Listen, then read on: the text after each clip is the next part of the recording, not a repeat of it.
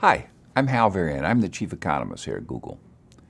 Google uses an auction system to rank the ads that appear in the search results page and to determine the cost for each ad click. In this talk, I'll take you through a general overview of how the ad auction works. First and foremost, Google users want ads they see to be relevant. They don't want to be bothered with ads that aren't closely related to what they're searching for.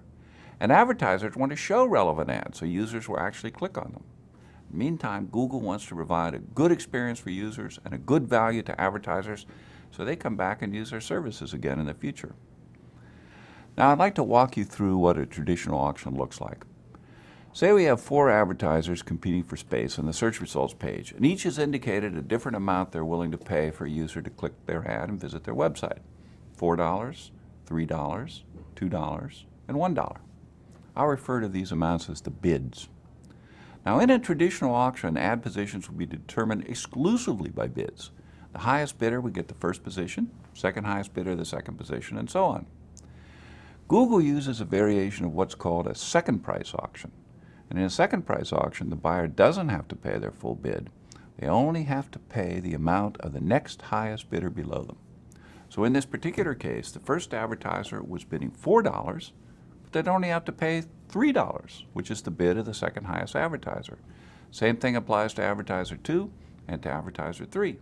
This design allows each advertiser to bid their true maximum willingness to pay for a click, but they only have to pay just enough to beat the competition. Now, in our Google auction, advertisers only have to pay when they actually receive a click, and the order isn't based just on bids. Why? Because we want to show more useful ads in a higher position on the results page. Because users want to see relevant ads. Advertisers want to present relevant ads to users, and Google wants both advertisers and users to have a good experience so they come back and continue to use our system. So we consider some other factors in addition to an advertiser's bid. The first factor is your expected click-through rate. This is our prediction of how often your ad will be clicked on when it's shown. All across Google, we rely on user feedback to drive decision making, and user click-through rates tell us what Google users really respond to.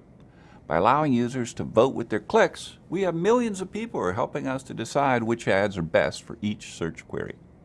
The next factor is your ad's landing page experience. An ad is only useful to a user if the landing page it leads to helps them find what they're looking for. A highly relevant landing page yields a higher score. What does a high-quality landing page look like? Well, it should have relevant and original content that helps a user complete their task. It should be easily navigable, be transparent about the nature of your business, how your site interacts with a visitor's computer, and how you intend to use a visitor's personal information. Another factor that's involved is ad relevance. Google determines ad relevance by analyzing the language in your ad to determine how well it relates to the query. This is a way to measure the ad's relevance to the user's search and to make sure that only useful ads are shown. It also prevents advertisers from simply paying their way onto a search that's unrelated to their product or service. Your expected click-through rate, the landing page experience, and the ad relevance are all factors that describe the quality of your ad. We also consider the expected impact of any ad formats that may show with your ad. Ad formats are enhancements to search ads that more prominently show users information about your business, things like a phone number or site links or your website's domain in the ad headline. Advertisements with these formats give users more information and more reason to click on an ad. So Google combines your bid with multiple quality factors, the click-through rate, the landing page, the ad relevancy, as well as the expected impact of ad formats to calculate a score for your ad called ad rank. Let's go back to our 4 sample ad buyers and see how their ad rank compares. Here are 4 advertisers. They're bidding $4, $3, $2, and $1.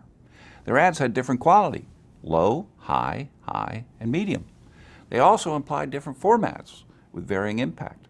First ad doesn't have any formats enabled, so it has no expected format impact. The second ad is only eligible for one format and has a low expected format impact. And the third is eligible for several extensions and garners a high expected impact, and for the last ad, it's medium. So in this example, the first ad has an ad rank of 5. Next ad has an ad rank of 15. Third has an ad rank of 20, and the last ad has an ad rank of 8. It's this ad rank score that determines ad position on the results page. And in addition, only ads with sufficiently high rank appear at all. So with this ad, with an ad rank of 20, it gets first position, even though it has a lower bid. Why? Because of its quality and formats. The second highest ad rank is 15, so that ad gets position 2. And the third highest ad is 8, and it lands in position 3. The advertiser up here, who's bidding $4, has such a low quality and format impact that it doesn't get a position on the page at all, despite having the highest bid. So now we know how the ads are ranked, but how much do you actually pay for a click? Well, you pay the minimum amount that's necessary to maintain your position and any formats that are shown with your ad. So let's get back to our ad rank table and talk about the advertiser in position 1. He's competing with the advertiser in position 2.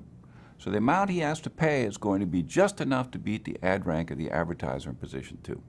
For example, although he bid $2, he could have bid as low as, say, $1.73, and he would still have outranked the advertiser immediately below him. So that's what he'll pay for a click, $1.73. Similarly, the amount that advertiser in position 2 has to pay is the minimum needed to beat the ad rank of the advertiser in position 3, and so on down the page. So in this example, the top-ranked advertiser winds up paying less than what he was actually willing to pay for a click. And it's the same for the other advertisers as well. All right, let's talk about how advertisers can influence their cost per click and ranking in the auction. By improving your quality or adding ad formats, you can potentially improve your ad position. You could also end up paying a lower cost per click. So let's take a look at the advertiser in position 2. Suppose she improves her ad landing page. Now her ad rank goes up to 18. Her position here doesn't change, but what happens to how much she pays per click? Before, even though she bid $3, she only needed to bid, say, $2.68 to beat the ad rank of the advertiser immediately below her. So that's what she paid, $2.68. But now that she's improved the quality of her ad, assuming everything else stays the same, she could have bid as low as, say, $2.42 to beat the advertiser below her. So her cost per click goes down to $2.42. Why? Because the price an advertiser pays is partially based on her ad quality. Now imagine this advertiser wants to move to a higher position. So she increases her bid to $3.50. Now her ad rank goes up to 23. That's enough to give her a highest ad rank and to move her into position 1. And what does she pay? The amount that would be just enough to beat the ad rank of 20 below her. Assuming everything else stays the same, that might be, say, $3.38 in this particular case. So to wrap up, why do we handle ad ranking and pricing this way? Like I said at the beginning, it all goes back to the ecosystem Google, our users, and our advertisers all live in. When users see better ads, they're happier, and they're more likely to actually click on those ads, and that makes advertisers happier, which makes Google happy, because with happy users and happy advertisers, we get more people using our system.